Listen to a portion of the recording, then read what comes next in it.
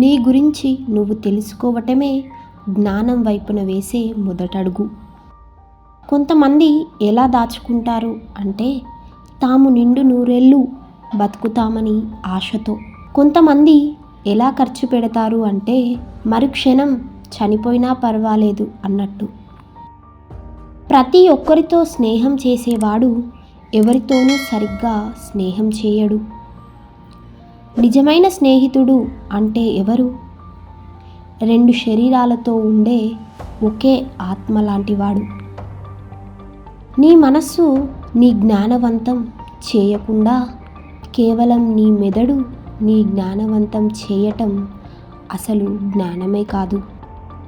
సాధించాలి అనే తపన ఎప్పటికీ నీ మనసులో బతికి ఉండే కళ. కొంచెమైనా పిచ్చితనం లేని ఏ వ్యక్తి కూడా ఈ ప్రపంచంలో మేధావి అయినట్లు చరిత్రలో లేదు. సంతోషంగా ఉండాలా వద్దా అనేది కేవలం మన చేతుల్లో మాత్రమే ఉంది. స్నేహితులు చేసుకోవటం చిన్న పనే, కానీ నిజమైన స్నేహం అనేది మెల్లగా పండే మధురమైన తీయని పండులాంటిది. సంతోషంగా ఉండటం అనేది జీవితం యొక్క అసలైన నిర్వచనం. మనిషి ఉనికి యొక్క మొత్తం లక్ష్యం మరియు ముగింపు కూడా అదే. ఓపిక అనేది చేదుగా ఉంటుంది, కానీ దాని ఫలితం మాత్రం చాలా తీయగా ఉంటుంది. ఎవరైతే అర్థం చేసుకుంటారో వారు వారి కోసం మాత్రమే పనిచేస్తారు. ఎవరైతే మనసు పెట్టి అర్థం నిజంగా చేసుకుంటారో వారు ఇతరులలో కూడా పంచుకుంటారు. ఎవరైతే వారి యొక్క అన్ని భయాల నుండి బయటకి వస్తారో వారు నిజమైన స్వతంత్రులు. చదువుకున్న మూర్ఖుడిలా ప్రవర్తించేవాడు చదువుకోని వాడికంటే కూడా పనికిరానివాడు. యుద్ధంలో గెలిస్తే సరిపోదు, సమాజంలో శాంతి కూడా ఏర్పడేలా చేయటం చాలా ముఖ్యం.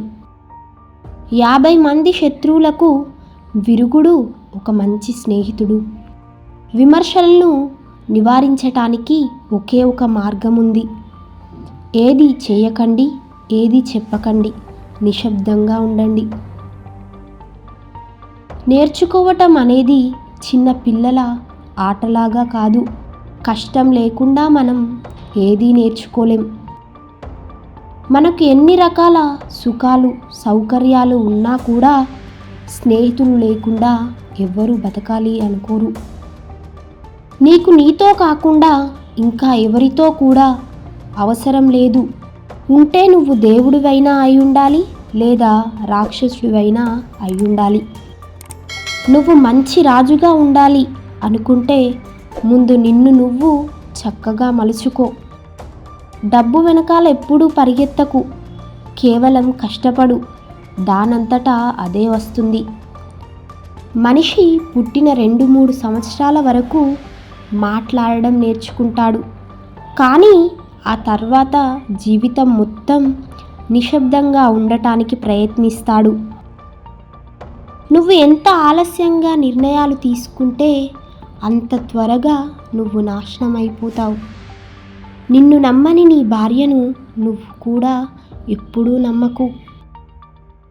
మీకు ఈ వీడియో నచ్చినట్లయితే లైక్ చేయండి, షేర్ చేయండి, అలాగే మా ఛానల్ను సబ్స్క్రైబ్ చేయండి.